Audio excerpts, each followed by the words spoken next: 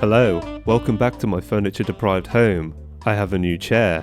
That makes 2 chairs. Unfortunately, I have no friends to occupy the second chair. So this makes the 12 hours I waited for its construction a complete waste of my time. I knew I should have built a bed instead. Would save Fire Bambi from sleeping on the floor. So you're wondering how many Primogems you get in per day on average, right? Since October 8th, 2020, I've been documenting Primogem gains. I originally started with the intent of making a video after 2 months, but I never ended up making it, and by that point I was already in the habit of writing all this stuff down. It's probably better that I left it longer, because the average Primogems level out significantly over the months, as a huge bulk is rewarded to new players for exploration and various quests, and this source quickly dries up. First, a few caveats though. I'm not hardcore when it comes to the Abyss. Often I get between 50 to 70% of the Primogem rewards from it, so your numbers may fluctuate either way, but we're probably talking about 2000 Primogems difference over 7 months, which isn't that significant. I also do not do the daily logins on the Hoyo lab, as it seems more effort than it is worth in my opinion. If you are doing that, you will get a tiny fraction more, but it's like 60 a month, so it's barely worth mentioning. I've participated in every web event, but I missed part of the Slime Ranch event and didn't do any of the invite events. This will probably be about 1000 Primogems, but I'd imagine not many people actually did the invite events anyway.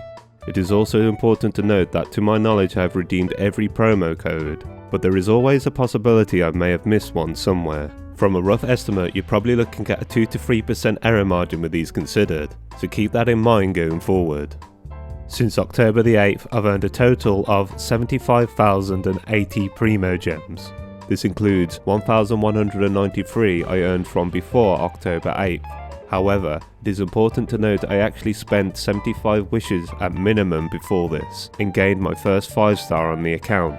This could potentially be an extra 12,000, but a fraction of those wishes could have came from fates given through in-game rewards too. So since launch we may be looking at about 80,000 to 90,000 Primogems total. This is an important note, as most calculations going forward I'll be using the data I actually have instead of going off estimates.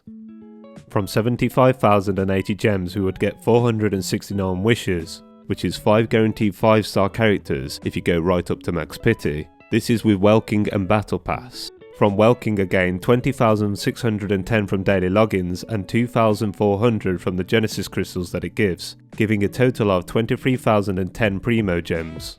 From the Battle Pass I earned 3,400 Primogems. You also get 4 intertwined fates per each one, so that gives a total of 20, so it's worth taking into account. But I will ignore these for the purpose of this and focus on Primogems. So if I were free to play, I would have earned a total of 48,670, which is about 35% less overall. This results in 304 wishes, which will be 3 guaranteed 5 stars if you go to max pity. The Battle Pass is in fact a tiny amount of the extra Primogems. Without it, the percentage would be about 31%. So as free to play, if you're not purchasing Welkin, you're missing out on a third of the Primogems. I will get onto your average pull gains in a minute, but first let's break down where you are getting your Primogems from. From commissions I've earned 13,740, which is 18% of the total earned. For free to play, it will be 28%. From events, 12,770, this is about 17%. For free to play, this is 26%. This includes all events, web events and character trials, etc. From mail, 8,608, this is 11% for Welkin and 18% for free to play. This includes all promo code activations, patch maintenance or gifts sent through the mail. It's important to note that many of these gifts were from the launch of the game. From the Abyss, 5,700, 8% Welkin, 12% free to play. Again, you need to remember I do not do the Abyss 100%, and some of this figure also includes some of the early rewards from the corridor, where the rewards were double. Out of all the categories, this will be the one that has the largest margin of error. From other, 7,852, 10% Welkin, 16% free to play. This includes Primogems from other sources, be it story quests, achievements, level up rewards, dungeons, ascension quests and chests. So you can see, from these categories, Welkin is the biggest contributor. Even if you disinclude Battle Pass, it's still 31%.